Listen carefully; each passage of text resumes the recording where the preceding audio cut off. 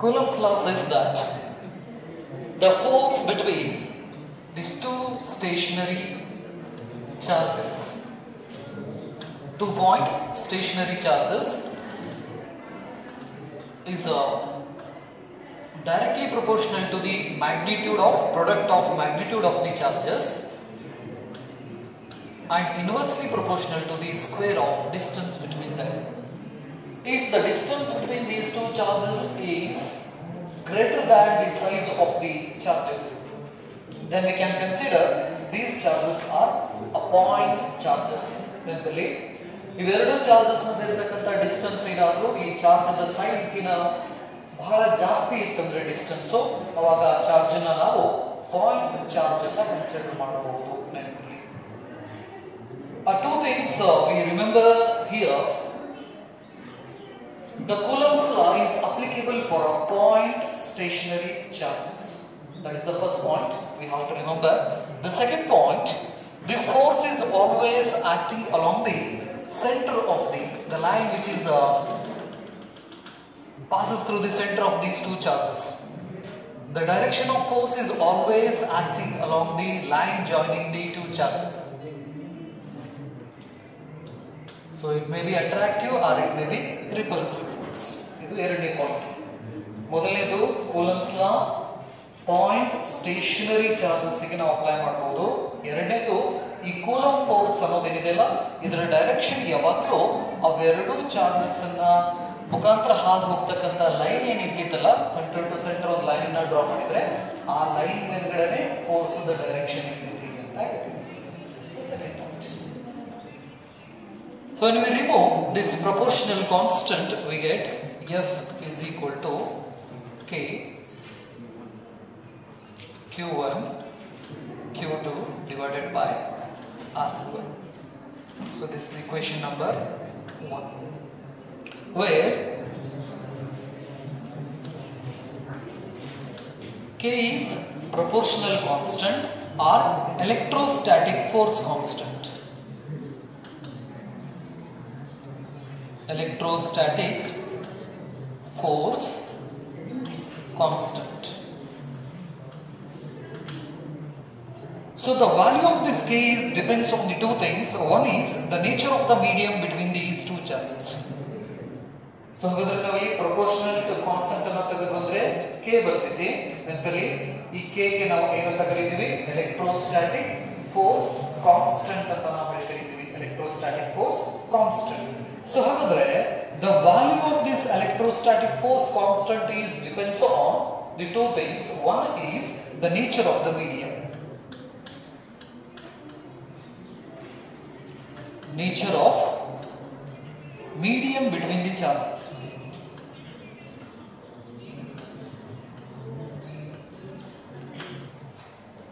So ಹಾಗಾದ್ರೆ K value ಏನಿದೆಯಲ್ಲ, ಈ K ವ್ಯಾಲ್ಯೂ ಎದರ ಮೇಲೆ ಡಿಪೆಂಡ್ ಇರ್ತೈತಿ ಅಂತ ಹೇಳಿದ್ರೆ ಇವೆರಡು ಚಾರ್ಜಸ್ ಮಧ್ಯೆ ಇರತಕ್ಕಂತಹ ಮೀಡಿಯಂ, ಈ ಮೀಡಿಯಂ ಮೇಲ್ಗಡೆ K ವ್ಯಾಲ್ಯೂ ಡಿಪೆಂಡ್ ಆಗಿರುತ್ತೆ. And the second point on the unit, on the system of unit, system of unit, ಇದು ಸೆಕೆಂಡ್ ಪಾಯಿಂಟ್. ಸೊ ಹಾಗಾದ್ರೆ K ವ್ಯಾಲ್ಯೂ ಎರಡು ಪಾಯಿಂಟ್ ಮೇಲೆ ಡಿಪೆಂಡ್ ಆಗಿರ್ತೈತಿ. ಒಂದು ಅವೆರಡು ಚಾರ್ಜ್ ಮಧ್ಯೆ ಇರತಕ್ಕಂತಹ ಮೀಡಿಯಂ ಮೇಲೆ ಡಿಪೆಂಡ್ ಆಗಿರ್ತೈತಿ. ಎರಡನೇದು ಯಾವ ಸಿಸ್ಟಮ್ ಯೂನಿಟ್ ಅದು ಯಾವ ಸಿಸ್ಟಮ್ ನ ಯೂಸ್ ಮಾಡ್ತೀವಿ ಅನ್ನೋದ್ರ ಮೇಲೆ ಡಿಪೆಂಡ್ ಆಗಿರ್ತೈತಿ. So in system of units we have a three system of units. One is CGS system, FES system and MKS system, that is a SI system of units ಅಂತ ಹೇಳ್ತೀವಿ ನಾವು. ಮೂರು ರೀತಿ ಯೂನಿಟ್ಸ್ ಸಿಸ್ಟಮ್ ಅನ್ನ ನೋಡ್ತೀವಿ ನಾವು. First ಒಳಗಡೆ study ಮಾಡಿವಿ ಯಾವ್ದಾವ್ದು CGS, FES, MKS ಅಂತ ನಾವು ಕರಿತೀವಿ. ಆ MKS ಅನ್ನ ನಾವು ಇಲ್ಲಿ SI ಸಿಸ್ಟಮ್ ಅಂತ ಕರಿತೀವಿ. So suppose if the medium, it means between these two charges air or vacuum is there. So ಹಾಗಾದ್ರೆ Q1 Q2 ಮಧ್ಯೆ ಏನಿದೆ ಈಗ? ಏರ್ ಅಥವಾ ವ್ಯಾಕ್ಯೂಮ್ ಅನ್ನ ನಾವು ಕನ್ಸಿಡರ್ ಮಾಡಿದ್ವಿ ಅಂದ್ರೆ ನೆನಪಲ್ಲಿ, then the value of K in CGS system, in CGS system of unit, the value of K is equal to 1. Q1 Q2 ಮತ್ತೆ ಏನಿದ್ರೆ ಏರ್ ಅಥವಾ ವ್ಯಾಕ್ಯೂಮ್ ಇತ್ತಂದ್ರೆ ಅವಾಗ K ವ್ಯಾಲ್ಯೂ CGS ಸಿಸ್ಟಮ್ ಅಲ್ಲಿ ಎಷ್ಟಾಗ್ತಿದೆ? 1 ಆಗ್ತಿದೆ. ನೆನಪಲ್ಲಿ. In SI system the value of K is equal to, that is 9 into 10 to the power 9.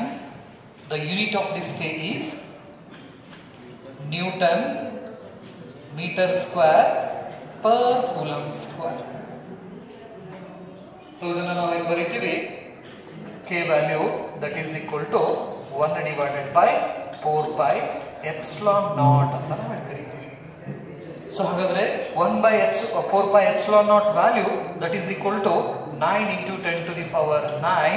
The unit of this K is Newton meter square per coulomb square.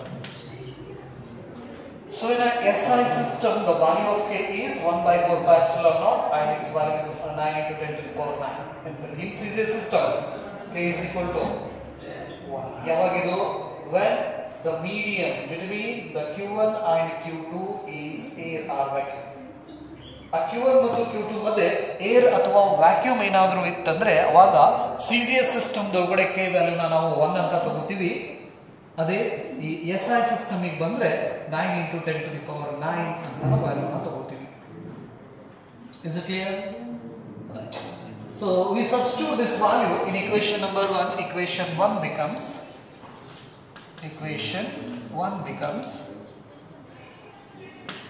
equation 1 becomes so ಹಾಗಾದ್ರೆ the force of interaction between the two charges are placed in the air or vacuum. ಇದನ್ನ ನಾವು F naught ಅಂತ ಕರೀತೀವಿ. So here the naught indicates Q1 and Q2 ಮಧ್ಯೆ air ಅಥವಾ vacuum ಇದೆ ಅಂತ ಅರ್ಥ. ನೆನಪಿರಲಿ. Right? So this is equal to 1 divided by 4 pi epsilon naught Q1 Q2 divided by answer. So this is the expression which helps us to find the force between the two charges when these two charges are situated in a air or vacuum. ಹಾಗಾದ್ರೆ ಇವೆರಡು charges air ಅಥವಾ vacuum ಒಳಗಡೆ ನಾವೇನಾದ್ರೂ ಇಟ್ಟು ಅಂದ್ರೆ ಇವೆರಡು charges ಮಧ್ಯೆ ಎಷ್ಟು ಫೋರ್ಸ್ ಐತಿ ಅನ್ನೋದನ್ನ ನಾವು ಕ್ಯಾಲ್ಕುಲೇಷನ್ ಮಾಡಕ್ಕೆ ಈ ಫಾರ್ಮುಲಾನ ಯೂಸ್ ಮಾಡ್ತೀವಿ. ಸೊ ಹಾಗಾಗಿ this is the force between the two charges with air or vacuum. So ಇದನ್ನ ನಾವು ನೋ ಮೀಡಿಯಂ ಕೂಡ ಅಂತ ನಾವು ಹೇಳಿ ಕರಿಬಹುದು ಅಥವಾ ಫ್ರೀ ಸ್ಪೇಸ್ ಕೂಡ ಅಂತ ಕರಿಬಹುದು. ಹಿಯರ್ ಎಪ್ಸಿಲಾನ್ ನಾಟ್ ವೇರ್ ಇದನ್ನ ನಾವು epsilon naught ಅಂತ ನಾವು ಕರೀತೀವಿ. where epsilon naught stands for absolute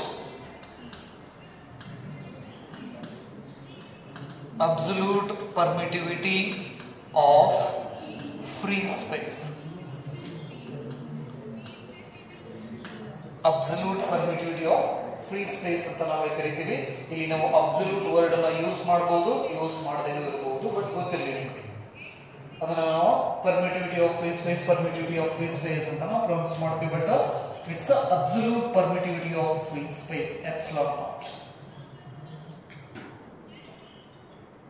So it is the characteristic of the medium which resists this electric force or electric field ಅಂತ ಕೂಡ ಕರೀತೀವಿ ನಾವು. ಹಾಗಾದ್ರೆ ಈ ಎಲೆಕ್ಟ್ರಿಕ್ ಫೀಲ್ಡ್ ಅಥವಾ ಎಲೆಕ್ಟ್ರಿಕ್ ಫೋರ್ಸ್ ಅನ್ನ ಅಪೋಸ್ ಮಾಡುವಂತ ರೆಸಿಸ್ಟ್ ಮಾಡುವಂತ ಮೀಡಿಯಂ ಗುಣ ಯಾವುದಪ್ಪ ಅಂತ ಹೇಳಿದ್ರೆ ಪರ್ಮಿಟಿವಿಟಿ ಅಂತ ನಾವು ಕರಿತೀವಿ. ನೆನಪಿರಲಿ. ಫಾರ್ ಎಕ್ಸಾಂಪಲ್ ಈಗ ನಾನು ಮಾತಾಡಿದ ಸೌಂಡು 100 ಕಿಲೋಮೀಟರ್ ಮಟ್ಲೆ ಹೋಗೋದಿಲ್ಲ. ಹೋಗ್ತಿದ್ಯಾ? ಬಾಜು ರೂಮಿಗೆಲ್ಲ ಹೋಗಿ ಕೇಳೋಂಗಿಲ್ಲ ಕೆಲವೊಂದಿಷ್ಟು ಟೈಮ್. ಸೊ ಹಾಗಾದ್ರೆ ಈ ಸೌಂಡ್ ಅನ್ನ ಅಪೋಸ್ ಮಾಡಕತ್ತವ್ರು ಯಾರು? ಏರ್ ಮೀಡಿಯಂ ಇದೆ, ಗಾಳಿನೂ ಅಪೋಸ್ ಮಾಡ್ತೈತಿ ಸೌಂಡ್ ಅನ್ನ. ಗ್ಲಾಸ್ ಇದೆ, ವುಡ್ ಇದೆ, ವಾಲ್ ಇದೆ, ಮೆಟಲ್ಸ್ ಇದಾವೆ. these are the mediums which resist the sound, flow of sound. ಹಂಗೆ ಈ ಎಲೆಕ್ಟ್ರಿಕ್ ಫೋರ್ಸ್ ಏನಿದೆ ಅಲ್ಲ ಅವ್ರ ಮಧ್ಯೆ ಇರ್ತಕ್ಕಂಥ ಎಲೆಕ್ಟ್ರಿಕ್ ಫೋರ್ಸ್ ಅನ್ನ ರೆಸಿಸ್ಟ್ ಮಾಡುವಂತ ಕ್ಯಾರೆಕ್ಟರ್ ಯಾರಿಗಿರ್ತೈತಪ್ಪ ಅಂದ್ರೆ ಆ ಎರಡು ಚಾರ್ಜಸ್ ಮಧ್ಯೆ ಇರ್ತಕ್ಕಂತಹ ಮೀಡಿಯಂ ಹತ್ರ ಇರ್ತೈತಿ. ನೆನಪಿರಲಿ. ಸೊ ಏರ್ ಇರಲಿ, ವ್ಯಾಕ್ಯೂಮ್ ಇರಲಿ, but the resistance power of air or vacuum is very less as compared to the other mediums. ಬರ್ದ್ರ? So with the help of this expression we can write epsilon naught is equal to 1 divided by 4 pi f q1 q2 divided by r square. The unit of this epsilon naught is coulomb square per Newton per meter square. This is the unit of what? Permittivity of free space. ಇದನ್ನು ನಾವು electrical permittivity ಅಂತಾನೂ ಕೂಡ ಕರಿತೀವ, ನೆನಪಿರಲಿ. Electrical permittivity ಕೂಡ ಅಂತ ನಾವು ಕರಿತೀವಿ. So ಹಾಗಾದ್ರೆ the value of this epsilon naught is epsilon naught value 8.85 into 10 to the power minus 12 coulomb square per Newton per meter square.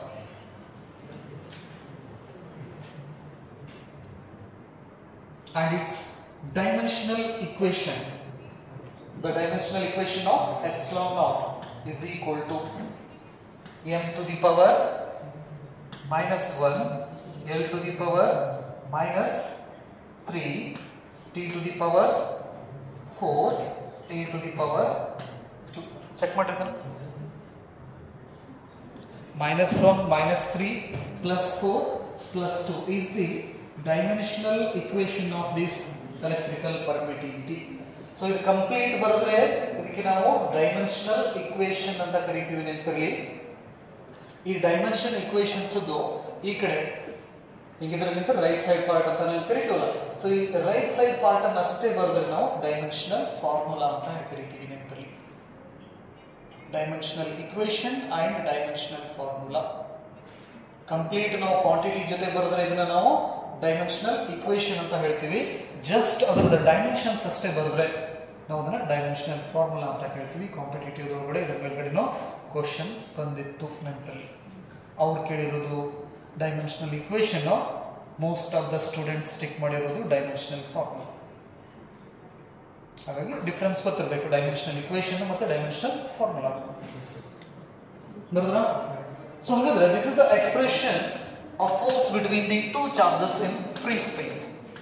This is force between two charges in free space.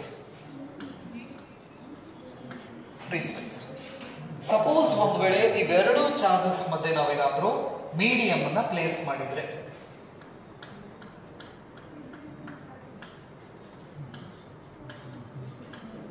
medium. So when the medium bantandre we can write the expression of force between the two charges with medium, that is Fm is equal to 1 divided by 4 pi epsilon m q1 q2 divided by r square. ಇದಕ್ಕೆ equation number 2 ಅಂತ ಕೊಡ್ರಿ, equation number 3 ಅಂತ ಕೊಡಿ. So ಹಾಗಾದ್ರೆ F ಕೆಳಗಡೆ subscript ನಾವೇನಾದ್ರೂ M ಬರೆದು ಅಂದ್ರೆ this is the force between the two charges with medium ಅಂತ ನಾವು ಕರಿತೀವಿ, ವಿತ್ ಮೀಡಿಯಂ.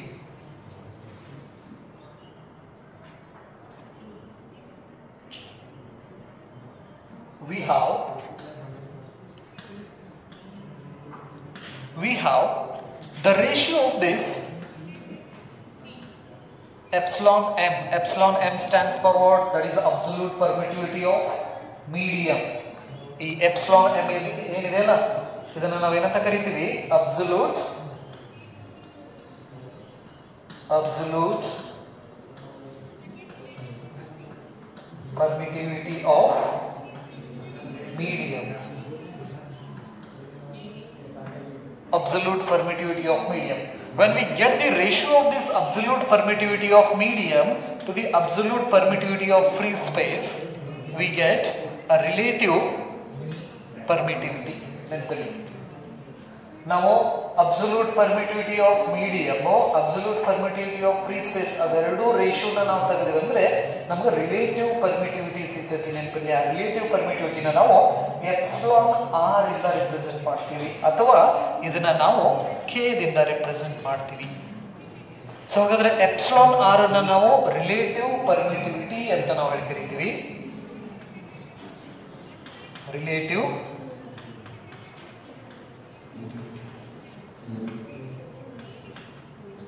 ರಿಲೇಟಿವ್ ಪರ್ಮಿಟಿವಿಟಿ ಅಂತ ಕರಿತೀವಿ. ಆ ರಿಲೇಟಿವ್ ಪರ್ಮಿಟಿವಿಟಿನ ನಾವು ಕೆ ದಿಂದ ಕೂಡ ರಿಪ್ರೆಸೆಂಟ್ ಮಾಡ್ತೀವಿ ನೆನಪಲ್ಲಿ. ಸೊ ಹಾಗಾದ್ರೆ ಕೆ ಗೆ ಇನ್ನೊಂದು ಹೆಸರು ಕೂಡ ಇದೆ, ಅದನ್ನ ನಾವು ಡೈಎಲೆಕ್ಟ್ರಿಕ್ ಕಾನ್ಸ್ಟಂಟ್ ಅಂತ ಕರಿತೀವಿ. Dielectric constant.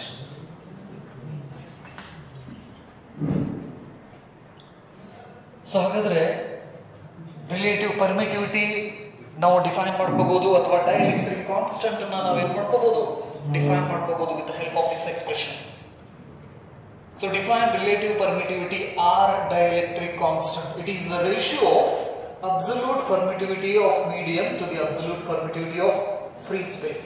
The ratio of these two things gets what? Relative permittivity or dielectric constant. Dielectric constant ಅಂತ ಕರೀತೀವಿ. ಎರಡು ಹೆಸರು ಇದಾವೆ ಅದಕ್ಕೆ ನೆನಪಿರಲಿ. ಸೊ ಹಾಗಾದ್ರೆ ಹಿಯರ್ ಈ ಈಕ್ವೇಷನ್ಸ್ ಅನ್ನ ನಾವು ಹೆಂಗೂ ಬರೀಬಹುದು, this is equal to K ಅಂತ ಕೂಡ ಬರೀಬಹುದು ನಾವು.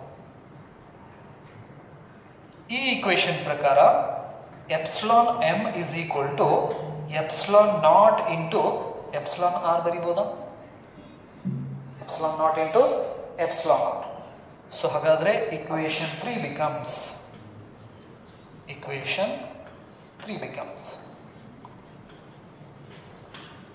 Fm is equal to 1 divided by 4 pi epsilon m ಇದ್ದ ಜಾಗದೊಳಗಡೆ ನಾವೇನು ಹಾಕ್ಬೋದು ಈಗ? Epsilon naught epsilon r q1 q2 divided by r square ಬರೀಬಹುದಾ? So that is the expression of the force between the two charges with medium. ಅದನ್ನ ಈ ರೀತಿ ಕೂಡ ನಾವು ಏನು ಮಾಡಬಹುದು, ಎಕ್ಸ್ಪ್ರೆಷನ್ ಅನ್ನು ಬರೀಬಹುದು.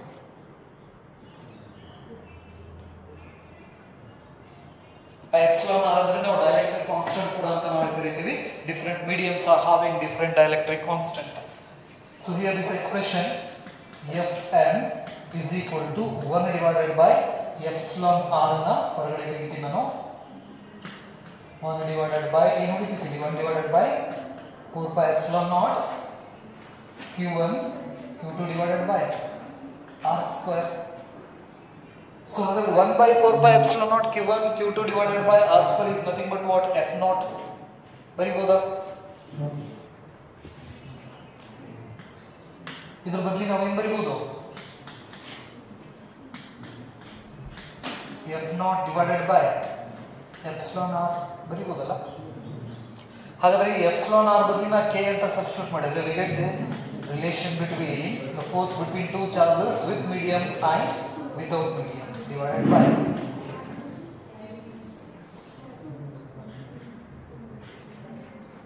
with the help of force again we can redefine the term relative permittivity or dielectric constant. ಹಾಗಾದ್ರೆ ಇದೇ ಈಕ್ವೇಷನ್ಸ್ ನ ಯೂಸ್ ಮಾಡಿ ನಾವು r k is equal to f naught divided by fm ಅಂತ ಕೂಡ ಬರೀಬಹುದು.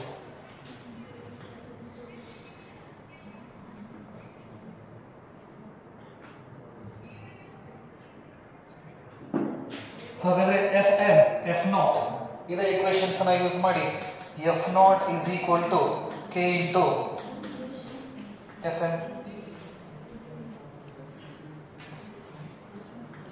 So what it shades, the force between the two charges with a free space is always greater than the force with medium. So ಹಾಗಾದ್ರೆ ಈ point ಏನು ತಿಳಿಸ್ಕೊಡ್ತಿತ್ತು ಅಂದ್ರೆ q1 q2 ಮಧ್ಯೆ free space ಇತ್ತಂದ್ರೆ ಜಾಸ್ತಿ force ಇರ್ತೈತಿ. ಸಪೋಸ್ ಆ q1 q2 ಮಧ್ಯೆ ಯಾವ್ದಾದ್ರು ಮೀಡಿಯಂ ಬಂತಂದ್ರೆ ಫೋರ್ಸ್ ಏನಾಗ್ತೈತಿ? ಡಿಕ್ರೀಸ್ ಆಗ್ತೈತಿ ಅಂತ ನಾವು ಕರಿತೀವಿ. ಹಾಗಾಗಿ the force between the two charges with a free space is always greater than the force between the two charges with medium. ಎರಡು ಚಾರ್ಜಸ್ ಮಧ್ಯೆ ಖಾಲಿ ಜಾಗ ಅಂದ್ರೆ ಏರ್ ಅಥವಾ ವ್ಯಾಕ್ಯೂಮ್ ಇತ್ತಂದ್ರೆ ಜಾಸ್ತಿ ಫೋರ್ಸ್ ಇರ್ತೈತಿ. ಅವೆರಡರ ಮಧ್ಯೆ ಯಾವ್ದಾದ್ರು ಮೀಡಿಯಂ ಅಂತಂದ್ರೆ ಫೋರ್ಸ್ ಏನಾಗ್ತೈತಿ, ಕಡಿಮೆ ಆಗ್ತೈತಿ ಅನ್ನೋದನ್ನ ತಿಳಿಸ್ಕೊಡ್ತೈತಿ. ಅದ್ರ ಕೆಳಗಡೆ ಬರೀಬೇಕು, the force between the two charges with a free space is always greater than with medium. Force between two charges, that is the force between two charges with air or vacuum. Between two charges, the medium is air or vacuum, is always greater than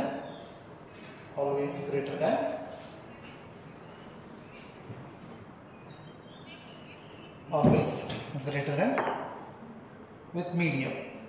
A force between the charges with medium.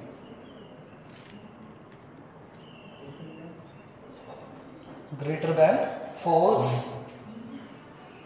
between charges with medium. Force between charges with medium.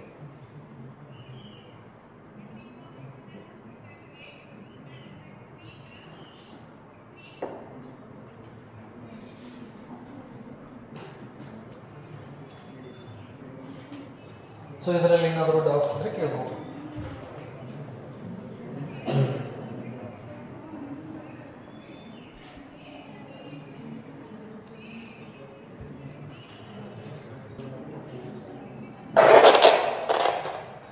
The electrostatic force between the two charges is a vector quantity.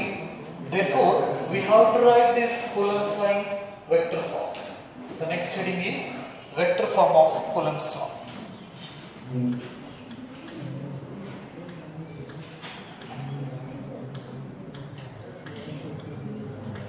Vector form of Coulomb's law. So here we discussed about the magnitude of the force between the two charges with medium and without medium. ಇಲ್ಲಿ F ಬರೆದು ಏನೂ ಬರಲಿಲ್ಲ ಅಂದ್ರೆ ಇಲ್ಲಿ not ಐತಿ ಅಂತ ಅರ್ಥನ ನೆನಪಿರಲಿ. F is equal to 1 divided by 4 pi epsilon naught Q1 Q2 divided by R square. ಇಲ್ಲಿ ನಾವು ನಾಟ್ ಬರೀಬೇಕಂದ್ರೆ ಏನು ರೂಲ್ ಇರೋದಿಲ್ಲ, ಜಸ್ಟ್ F ಬರೆದ್ರೆ ಸಾಕು ನೆನಪಿರಲಿ. So however, this gives the magnitude of the force between the two stationary point charges. ಈ expression ಏನಿದೆಯಲ್ಲ, ಈ Q1 ಮತ್ತು Q2 ಮಧ್ಯೆ ಇರತಕ್ಕಂತಹ ಫೋರ್ಸ್ದ ಮ್ಯಾಗ್ನಿಟ್ಯೂಡ್ ಅನ್ನ ಏನ್ ಮಾಡ್ತಿತ್ತು ಅದು ತಿಳಿಸ್ಕೊಡ್ತಿತ್ತು. ಜಸ್ಟ್ ನಂಬರ್ ಅಂಡ್ ಯೂನಿಟ್ ಸಿಗ್ತಿತ್ತು ನಮಗೆ. ಬಟ್ ಆ force is which quantity? Force is a vector quantity, remember, right? So vector quantity ಆಗಿರೋದ್ರಿಂದ ನಾವು ವೆಕ್ಟರ್ ನೋಟೇಷನ್ಸ್ ದಲ್ಲಿ ಬರೀತೀವಿ ನಾವು ವೆಕ್ಟರ್ ಕಾನ್ಸೆಪ್ಟ್ ಅಲ್ಲಿ. ಓಕೆ, ಸೊ ಹಾಗಾದ್ರೆ the direction of this force is always acts along the line joining the two charges.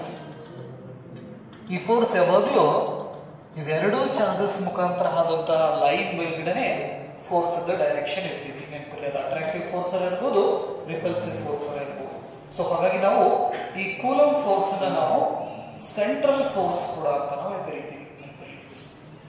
Coulomb force centre to centre act ಆಗೋದ್ರಿಂದ ಇದಕ್ಕೆ ನಾವು central force ಅಂತ ನಾವು ಕರಿತೀವಿ.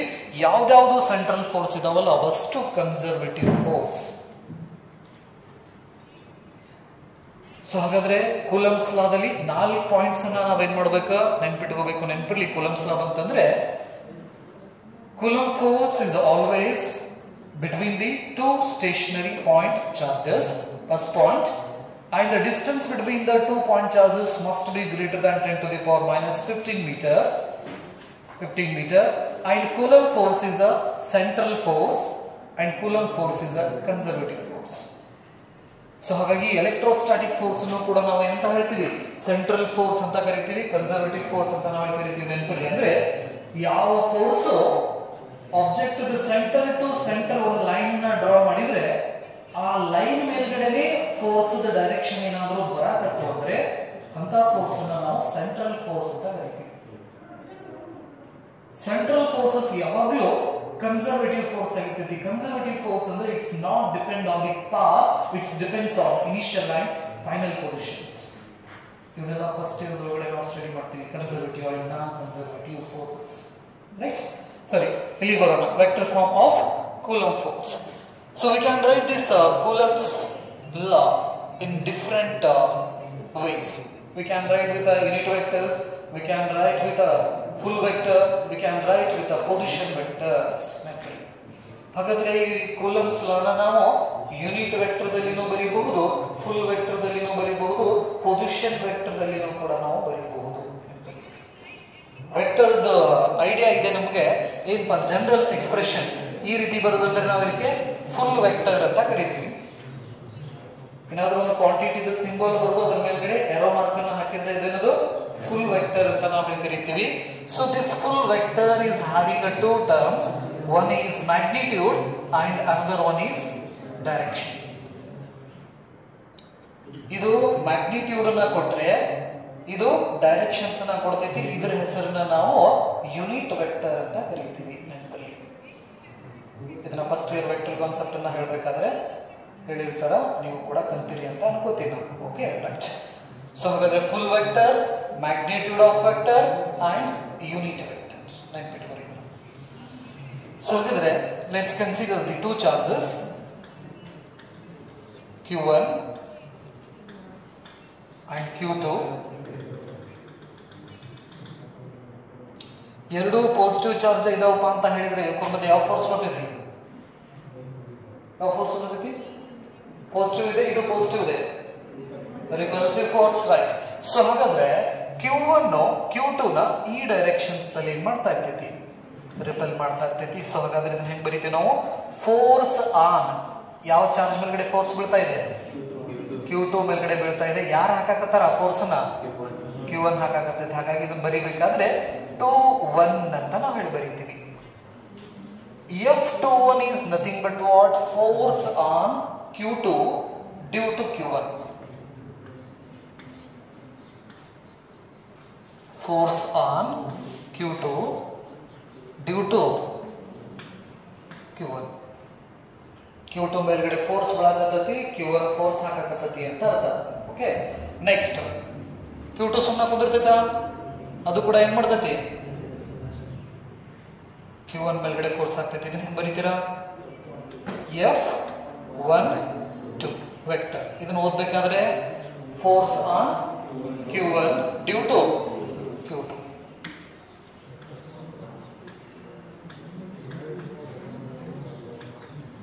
Due to Q2. ಸೊ ಹಾಗಾದ್ರೆ ಈ ಫೋರ್ಸ್ ಡೈರೆಕ್ಷನ್ಸ್ ಅನ್ನ ನಾವು ಯೂನಿಟ್ ವೆಕ್ಟರ್ ದಲ್ಲಿ ಬರೀತೀವಿ. The vector is leading from Q1 to Q2 ಅಂತ ಹೇಳ್ತೀವಿ. This is R21 cap. ಈ ರೀತಿ ಬರೆದ್ರೆ this is a vector leading from Q1 to Q2. R1 to 2 ಕೂಡ ಅಂತ ನೀವು ಬರೀಬಹುದು, ರೈಟ್. ಸೊ ಹಾಗಾದ್ರೆ this unit vector gives the direction of this force.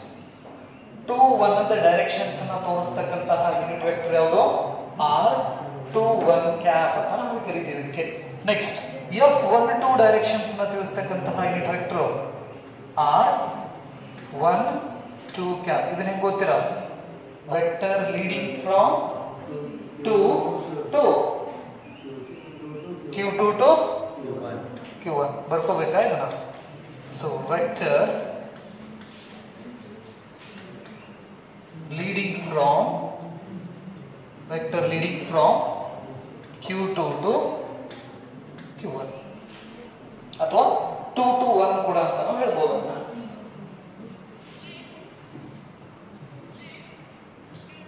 With the help of this expression, we can write the expression of this force F12 is equal to 1 divided by 4 pi epsilon naught Q1 Q2 divided by R square into the direction of this force R12 cap.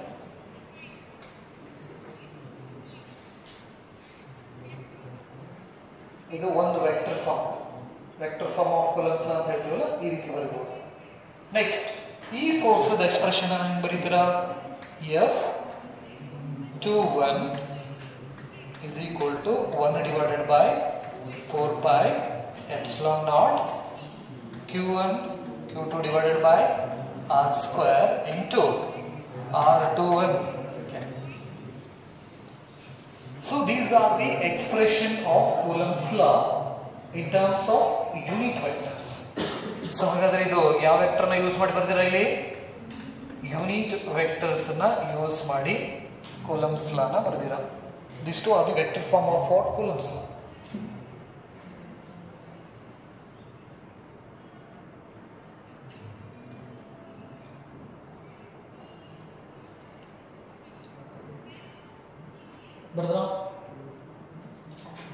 So just observe here the unit vectors magnitude. Unit vector and whose magnitude is 1.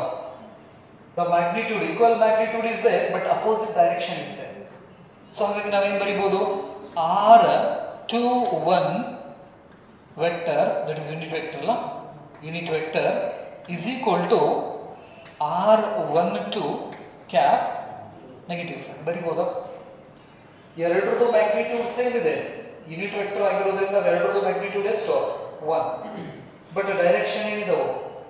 Opposite ಇದಾವು. ಈಗ ನಾ right side ಹೋಗೋದನ್ನ plus ತಗೊಂಡ್ರೆ left side ಹೋಗೋದನ್ನ minus ತಗೋತೀವಿ.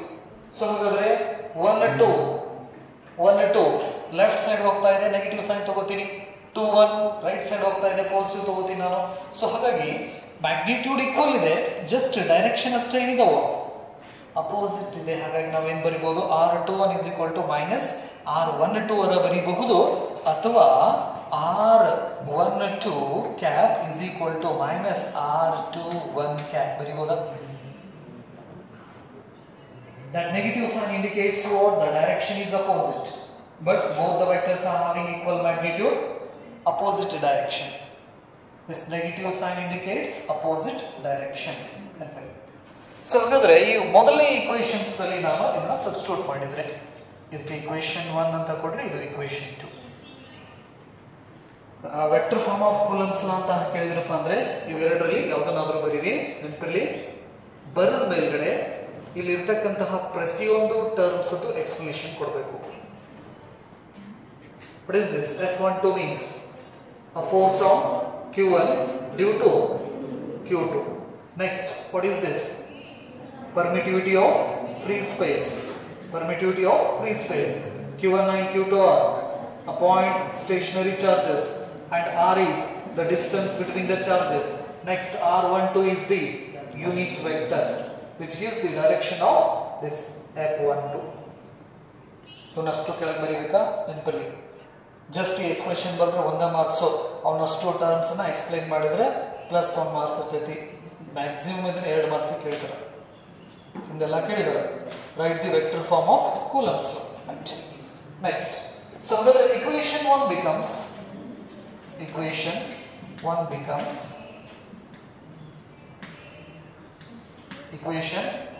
ಏನ್ ಬರೀಬಹುದು ನೋಡ್ರಿ? F12 is equal to 1 divided by 4 pi epsilon naught Q1 Q2 divided by R square into R12 ಇದ್ದಲ್ಲಿ ನಾವು ಹೆಂಗ್ ಬರೀಬಹುದು? minus R21 cap ಬರೀಬಹುದು. ಹಾಗಾದ್ರೆ ಈ ಮೈನಸ್ ಅನ್ನು ಹೊರಗಡೆ ತೆಗಿರಿ. ಈ ಕಡೆ F12 is equal to minus 1 divided by 4 pi epsilon naught Q1 Q2 divided by R square into R21 cap. ಹಾಗಾದ್ರೆ 1 by 4 pi epsilon naught Q1 Q2 divided by R square into R21 cap ಅಂತ ಹೇಳಿದ್ರೆ we can write F21 ಬರೀಬಹುದು. So ಹಾಗಾಗಿ this becomes F12 is equal to minus F21.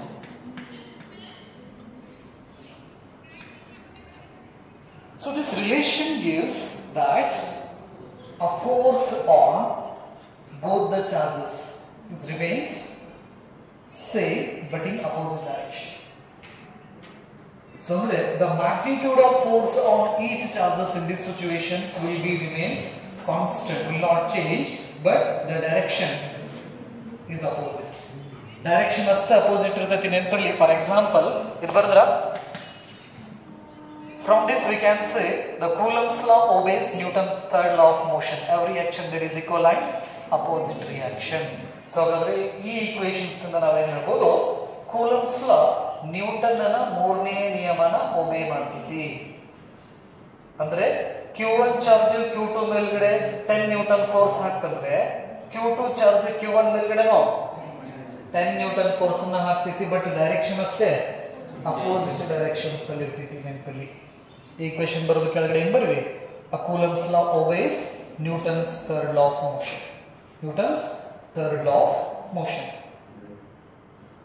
ಇದರ ಕೆಳಗಡೆ Coulomb's law obeys Newton's third law of motion. Every action equal and opposite reaction. Example, 4 microcoulomb is there plus and minus 8 microcoulomb is there.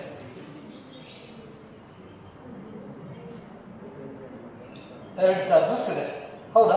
So ಹಾಗಾದ್ರೆ ಇವೆರಡು charges ಮೇಲ್ಗಡೆ ಯಾವ charge ಮೇಲ್ಗಡೆ ಜಾಸ್ತಿ force ಬೀಳ್ತೈತಿ? ಈ ತರ ಕ್ವಶನ್ಸ್ ಬಹಳ ಬಂದಿದ್ದಾವೆ ಕಾಂಪಿಟೇಟಿವ್ ಒಳಗಡೆ. ಎರಡು ಚಾರ್ಜಸ್ ಕೊಟ್ಟಿದ್ದಾರೆ ಅವರು, ಎರಡು ಚಾರ್ಜಸ್ ಅನ್ನ ಕೊಟ್ಟು ಯಾವ ಚಾರ್ಜ್ ಮೇಲ್ಗಡೆ ಜಾಸ್ತಿ ಫೋರ್ಸ್ ಬೀಳಕತ್ತೈತಿ ಹೇಳ್ರಿ. ಕೇಳೋದಕ್ಕೆ ಹಿಂಗೆ ಕೇಳ್ತಾರ ಅವರು, on which charge the force is maximum. ಅವಾಗ ನಮ್ಮ ಮೈಂಡ್ ಏನ್ ಹೇಳ್ತೈತಿ, ಮ್ಯಾಕ್ಸಿಮಮ್ ಯಾವ್ದ್ರ ಕಡೆ ಐತಿ ಅನ್ನೋದನ್ನ ಅಷ್ಟೇ ವಿಚಾರ ಮಾಡ್ತೀವಿ ನಾವು. ಈ ಕಾನ್ಸೆಪ್ಟ್ ಅನ್ನು ಮರ್ತು ಬಿಡ್ತೀವಿ. ಸ್ಟೂಡೆಂಟ್ ಅನ್ನ ಡೈವರ್ಟ್ ಮಾಡ್ತಕ್ಕಂಥ ಕ್ವಶನ್ ಪೇಪರ್ಸ್ ನಲ್ಲಿ ಇರ್ತಾವೆ ನೆನಪಿರಲಿ. ನಾವು ಕಾನ್ಸೆಪ್ಟ್ ಬಗ್ಗೆ ಕ್ಲಿಯರ್ ಇರಲಿಲ್ಲ ಅಂದ್ರೆ ಅವ್ರು ಕೊಟ್ಟಂತಹ ಸ್ಟೇಟ್ಮೆಂಟ್ ಮೇಲ್ಗಡೆನೆ ನಾವು ವಿಚಾರ ಮಾಡಕ್ ಚಾಲು ಮಾಡ್ತೀವಿ. ಅವ್ರೇನ್ ಸ್ಟೇಟ್ಮೆಂಟ್ ಕೊಟ್ಟಾರ, ಎರಡು ಚಾರ್ಜಸ್ ಮೇಲ್ಗಡೆ on which charge the force is maximum ಅಂದ್ಬಿಟ್ಲೆ ನಮ್ಮ ತಲೆ ಒಳಗಡೆ ಏನ್ ಉಳಿದೈತಿವೋ, ಇಲ್ಲಿ ಯಾವುದೋ ಒಂದು ಚಾರ್ಜ್ ಮೇಲ್ಗಡೆ ಮ್ಯಾಕ್ಸಿಮಮ್ ಫೋರ್ಸ್ ಬೆಳಕತ್ತೈತಿ, ಆ ಚಾರ್ಜ್ ಯಾವುದು ಅಂತ ನಾನು ಹುಡುಕ್ಬೇಕು ಅನ್ನೋದು ತಲೆ ಒಳಗಡೆ ಬಂದ್ಬಿಡ್ತೈತಿ ನಮಗೆ. But according to this expression, both the charges experience same pulse. ಅದನ್ನು ನಾವು ಕ್ಯಾಲ್ಕುಲೇಟ್ ಕೂಡ ಮಾಡಬಹುದು ನೆನಪಿರಲಿ. 1/4 pi epsilon naught, the expression force between these two charges, we have the expression F is equal to K Q1 Q2 divided by R square. 1 meter distance ಇತ್ತಂದ್ರೆ we know the value of K 9 into 10 to the power 9. Q1 value is 4 into 10 to the power minus 6 and Q2 is 8 into 10 to the power minus 6. We get a force ನೆನಪಲ್ಲಿ. So ಹಾಗಾದ್ರೆ ಇವನ್ನಷ್ಟು ನಾವು calculation ಮಾಡಿದ್ರೆ, values ಅನ್ನ substitute ಮಾಡಿ calculate ಮಾಡಿದ್ರೆ we get what F is equal to negative with some magnitude. ಅದು value ಸಿಗ್ತೈತೆ ನಮಗೆ, ನೆಗೆಟಿವ್ ಸೈನ್ ಸಿಗ್ತೈತೆ. ಸೊ ಹಾಗಾದ್ರೆ ಈ ರೀತಿ ನಾವು ಕ್ಯಾಲ್ಕುಲೇಷನ್ ಮಾಡಿದಾಗ ಫೋರ್ಸ್ ವ್ಯಾಲ್ಯೂ ಏನಾದರೂ ನೆಗೆಟಿವ್ ಬಂತಂದ್ರೆ ನೆನ್ಪಿಟ್ಕೋರಿ, ಫೋರ್ಸ್ ವ್ಯಾಲ್ಯೂ ಇಲ್ಲಿ ಬಂದ್ರೆ ನೆಗೆಟಿವ್ ಬಂತಂದ್ರೆ it means there is a attractive force between the charges. If F is negative, then the force between the two charges is attractive. What it means? One is positive charge is there and another one is negative charge is there. ನೆನಪಲ್ಲಿ just F value negative ಬಂದ್ರೆ ಇಷ್ಟೆಲ್ಲ information ಸಿಗ್ತದೆ ನಮಗೆ. F value negative ಬರಬೇಕಂದ್ರೆ ಒಂದು positive ಇರಬೇಕು, ಇನ್ನೊಂದು negative ಇರಬೇಕು. F ವ್ಯಾಲ್ಯೂ ಏನಾದರೂ ಪಾಸಿಟಿವ್ ಬಂತಂದ್ರೆ ರಿಪಲ್ಸಿವ್ ಫೋರ್ಸ್, ಸಿಮಿಲರ್ ಚಾರ್ಜಸ್ ಇದಾವೆ ಅಂತ ಅರ್ಥ. ಪಾಸಿಟಿವ್ ಆಗಿರ್ಬೋದು, ನೆಗೆಟಿವ್ ಆಗಿರ್ಬೋದು. ಇದೊಂದು ಪಾಯಿಂಟ್ ಕ್ಲಿಯರ್ ಇರಲಿ ನಿಮಗೆ. ಕೂಲಂಬ್ ಫೋರ್ಸ್ ಅನ್ನ ಕ್ಯಾಲ್ಕುಲೇಟ್ ಮಾಡ್ತೀವಿ ನಾವು. ಕ್ಯಾಲ್ಕುಲೇಟ್ ಮಾಡಿದಾಗ F ವ್ಯಾಲ್ಯೂ ನೆಗೆಟಿವ್ ಬಂದ್ರೆ ಅಟ್ರಾಕ್ಟಿವ್ ಫೋರ್ಸ್, ಅನ್ಲೈಕ್ ಚಾರ್ಜಸ್ ಇದಾವೆ ಅಂತ ಅರ್ಥ. F ವ್ಯಾಲ್ಯೂ ಏನಾದರೂ ಪಾಸಿಟಿವ್ ಬಂತಂದ್ರೆ ರಿಪಲ್ಸಿವ್ ಫೋರ್ಸ್, ಲೈಕ್ ಚಾರ್ಜಸ್ ಇದಾವೆ ಅಂತ ಅರ್ಥ ನೆನಪಲ್ಲಿ. Okay, right. ಇದಷ್ಟು ಬರೆದ್ರ it obeys Newton's third law of motion. Every action there is equal and opposite reactions. Hence, a 4 microcoulomb and minus 8 microcoulombs are experience equal magnitude but opposite direction force. Equal magnitude ಇರತಕ್ಕಂತ force ಅನ್ನು experience ಮಾಡ್ತೈತಿ, but ಆ force the direction opposite directions ಆಗಿರ್ತಾವೆ. Okay, right. ಇದೇನಿದು unit ವೆಕ್ಟರ್ದಲ್ಲಿ ನಾವು Coulomb's ಲಾದ vector form ಅನ್ನು ಬರೆದ್ವಿ. Next, in terms of full vector, this is all in terms of what the Coulomb sign unit vector. Full ವೆಕ್ಟರ್ದಲ್ಲಿ ಯಾವ ರೀತಿ ಎಕ್ಸ್ಪ್ರೆಷನ್ಸ್ ಅನ್ನು ಬರೆಯಬಹುದು? Full vector So we have the expression of full vector A is equal to A into A cap. ಬರಿಬೋದಾ? ಹಾಗಾದ್ರೆ ಇಲ್ಲಿ ನಾನು vector R ತಗೊಂಡ್ರೆ ಇದನ್ನ ಬರಿಬೋದು R into R cap ಬರಿಬೋದಲ್ಲ. ಹಾಗಾದ್ರೆ R cap ಅನ್ನು ನಾವು ಏನಂತ ಬರಿಬೋದು? ಫುಲ್ ವೆಕ್ಟರ್ R ಇದು ಕೆಳಗಡೆ ಬಂದ್ರೆ ಡಿವೈಡೆಡ್ ಬೈ ಬರಿಬೋದಲ್ಲ.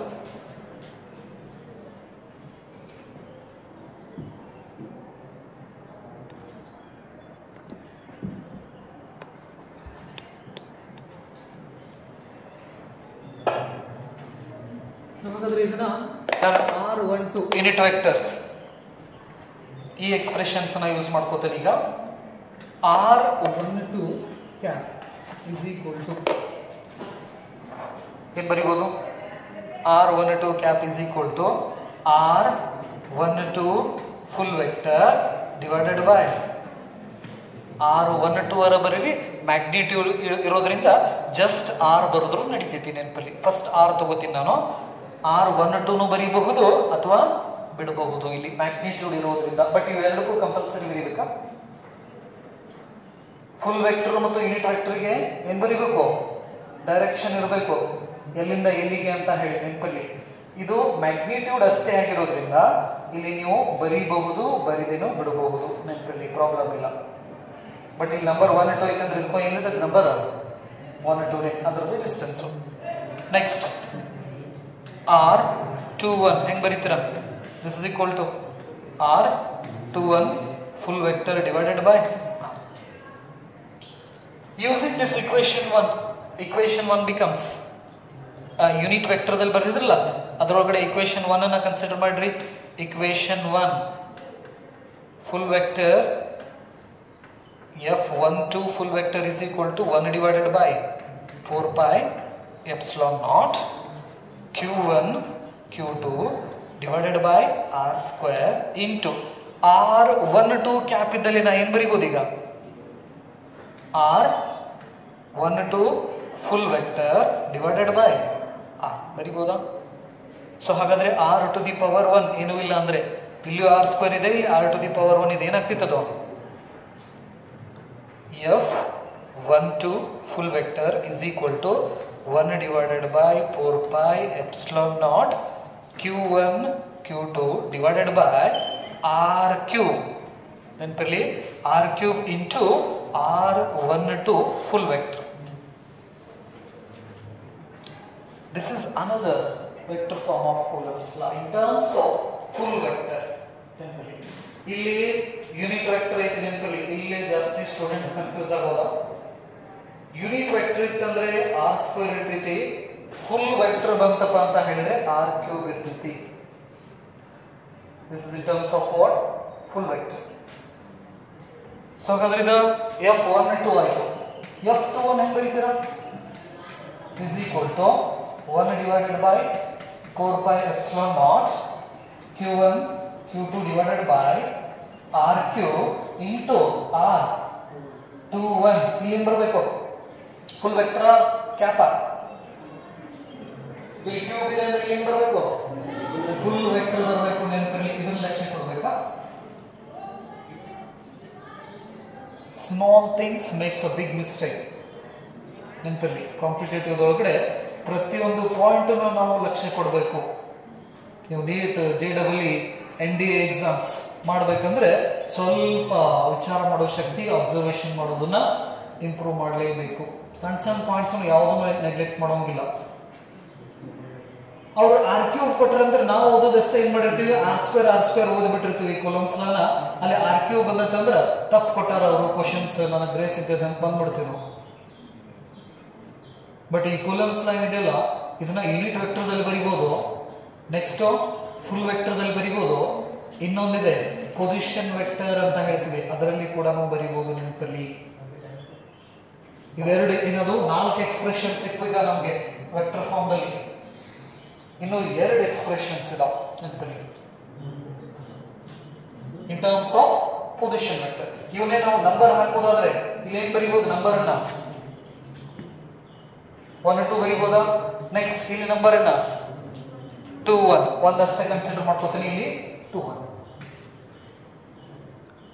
ನಂಬರ್ ಬರಿಬಹುದು ಬಿಡಬಹುದು ಮ್ಯಾಗ್ನಿಟ್ಯೂಡ್ ಇರೋದ್ರಿಂದ. ಸೊ ಹಾಗಾದ್ರೆ ಇನ್ terms of position vector, in terms of position vector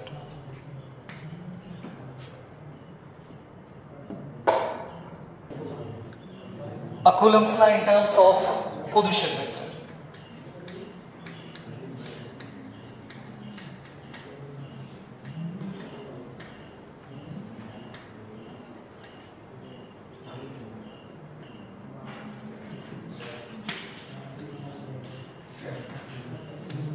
X-axis, Y-axis, Z-axis.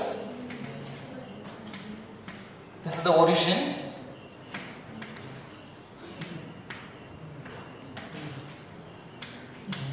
Let's consider, so this is the Q1. So ಹಾಗಾದ್ರೆ origin ಇಂದ ಸ್ಟಾರ್ಟ್ ಆದಂತಹ ವೆಕ್ಟರ್ ಗೆ ನಾವು ಪೊಸಿಷನ್ ವೆಕ್ಟರ್ ಅಂತ ಕರಿತೀವಿ ನೆನಪಿರಲಿ. ಸೊ ಹಾಗಾದ್ರೆ origin ಇಂದ Q1 ಯಾವ ಕಡೆ ಐತಿಪ್ಪ ಅಂತ ಹೇಳಿದ್ರೆ ಈ ಕಡೆ ಕೈ ಮಾಡಿ ತೋರಿಸ್ತೀವಿ ನಾವು. ಹಾಗಾಗಿ ಈ ವೆಕ್ಟರ್ ನ ನಾವು position vector of Q1 from origin ಇದನ್ನ R1 ಇಂದ ರಿಪ್ರೆಸೆಂಟ್ ಮಾಡ್ತೀವಿ. where R1 stands for what? Position vector.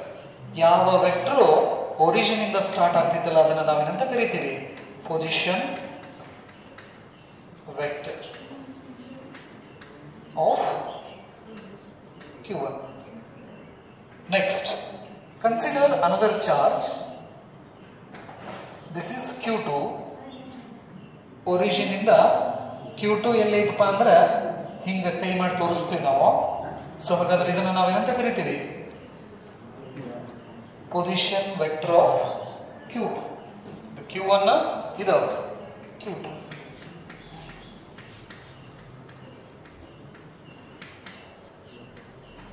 Vector of Q2.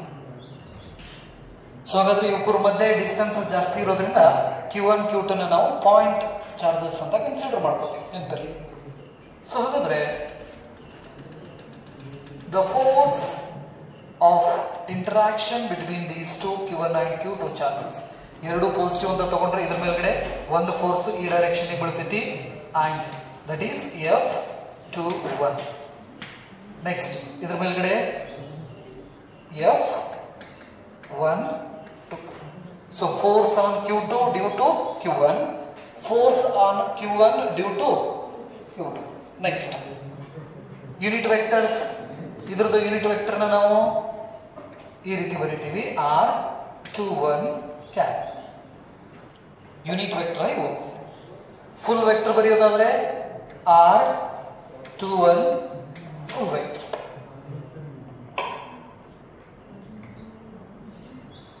Next the direction of this F21 is from here to here. this is R12 cap. Full vector ದಲ್ಲಿ ಬರೆಯೋದಾದ್ರೆ R12 full vector. So these are the unit vectors and full vectors.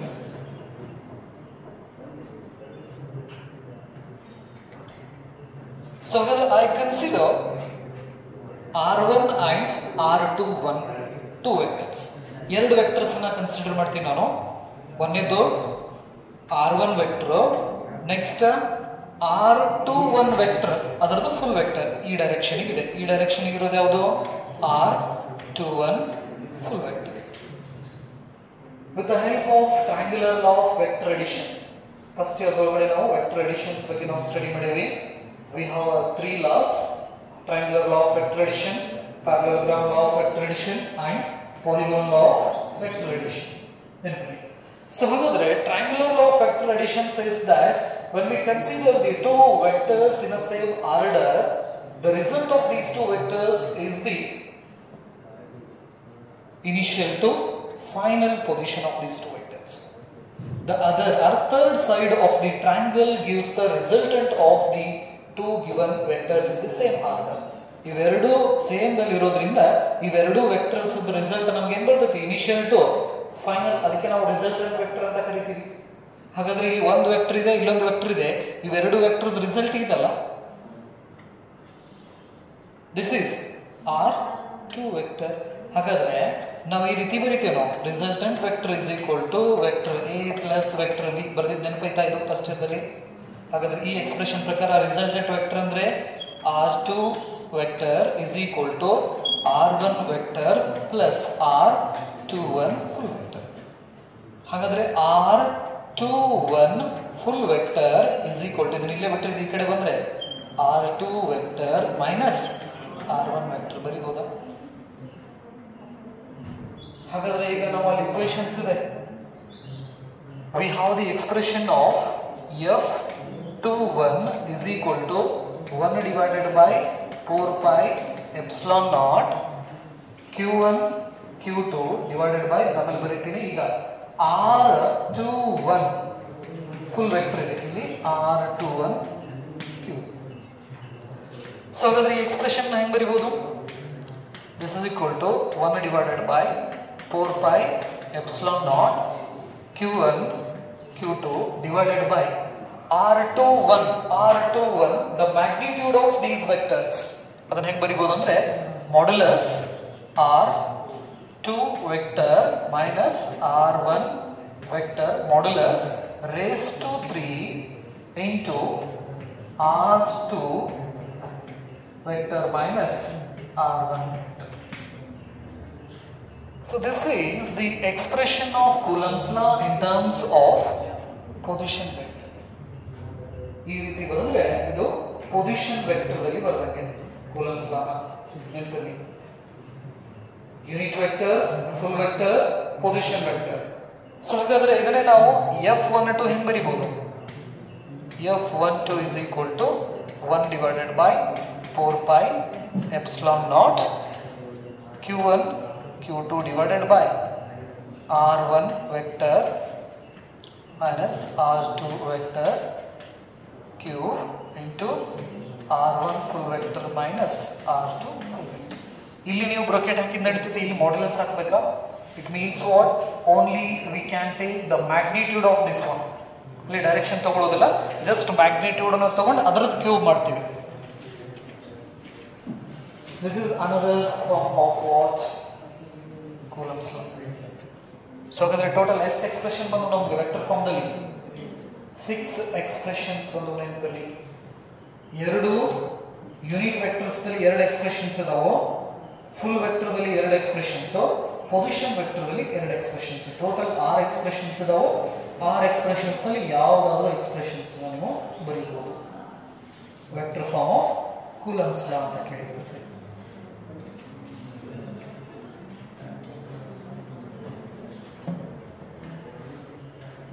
So this is all about what? The vectors form of Coulomb's law. ಇದರಲ್ಲಿ ಏನಾದರೂ doubts ನಿಮಗೆ ಏನಾದರೂ ಇದ್ರೆ ಕೇಳಬಹುದು.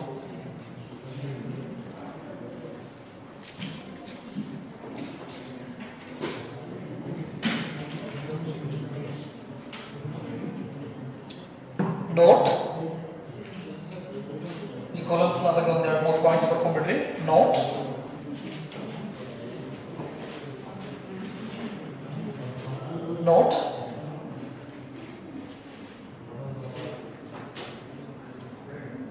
Coulomb force is a central force and conservative force. Coulomb force ಇದನ್ನು ನಾವು electrostatic force ಕೂಡ ಅಂತ ಕರಿತೀವಿ, ನೆನಪಿರಲಿ. Coulomb force is central force, conservative force.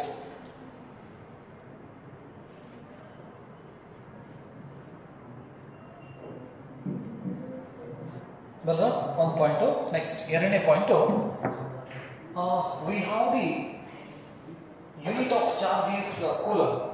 ಹೌದಾ? ನಾವು ಬೇರೆ ಬೇರೆ ಯೂನಿಟ್ಸ್ ನಲ್ಲೂ ಕೂಡ ನಾವು ಏನು ಮಾಡ್ತೀವಿ, ಮೆಷರ್ ಮಾಡ್ತೀವಿ. ಇನ್ ಟರ್ಮ್ಸ್ ಆಫ್ ಎಲೆಕ್ಟ್ರೋಮ್ಯಾಗ್ನೆಟಿಕ್ ಯೂನಿಟ್ ದಲ್ಲಿ 1 electromagnetic unit that is equal to 3 into 10 to the power 10 electrostatic unit that is equal to 10 coulomb. ಇದು ಕೂಡ ಕಾಂಪಿಟೇಟಿವ್ ಅಲ್ಲಿ ಕೇಳಿದ ಕ್ವೆಶ್ಚನ್. ಇದು ಎಲೆಕ್ಟ್ರಿಕ್ ಚಾರ್ಜ್ ಯೂನಿಟ್ ನಾವು ಕೂಲಂಬ್ ಅಂತ ಹೇಳ್ತೀವಿ, ನೆನಪಿರಲಿ. ಅದರ್ ಯೂನಿಟ್ಸ್ ಕೂಡ ಇದಾವು. ಎಲೆಕ್ಟ್ರೋಸ್ಟಾಟಿಕ್ ಯೂನಿಟ್ ಅಂತ ನಾವು ಕರಿತೀವಿ, ಇದಕ್ಕೆ ಆರ್ ಸ್ಟಾಟ್ ಯೂನಿಟ್ ಕೂಡ ಅಂತ ನಾವು ಕರಿತೀವಿ. ಸ್ಟಾಟ್ ಕೂಲಂಬ್ ಕೂಡ ಅಂತ ನಾವು ಕರಿತೀವಿ, ನೆನಪಿರಲಿ. ಬೇರೆ ಬೇರೆ ಯೂನಿಟ್ಸ್ ಇದಾವೆ. ಇದು electrostatic unit, electromagnetic units and the relation.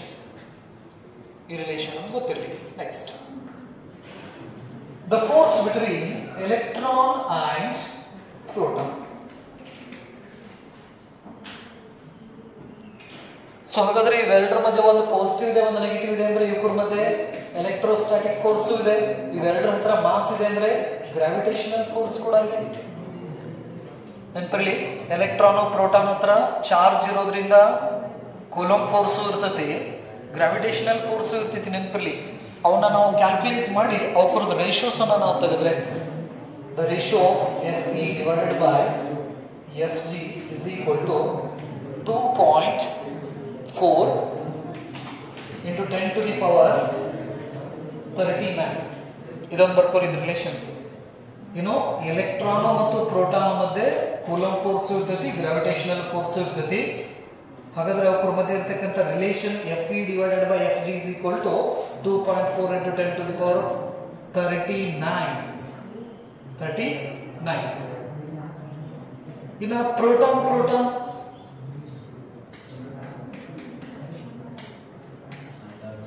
ಈ ಪ್ರೋಟಾನ್ ಮಧ್ಯೆನೂ ಕೂಡ ಎಲೆಕ್ಟ್ರೋಸ್ಟಾಟಿಕ್ ಫೋರ್ಸ್ ಇರ್ತೈತಿ, ಗ್ರಾವಿಟೇಷನಲ್ ಫೋರ್ಸ್ ಇರ್ತೈತಿ. ಅವಕ್ಕರದ ರೇಷಿಯೋಸ್ ನಾವು ತೆಗೆದ್ರೆ FE divided by FG is equal to 1.3 into 10 to the power 36. ಇದೊಂದು ರಿಲೇಷನ್ ಇಟ್ಕೊಳ್ಳಿ. Electron proton.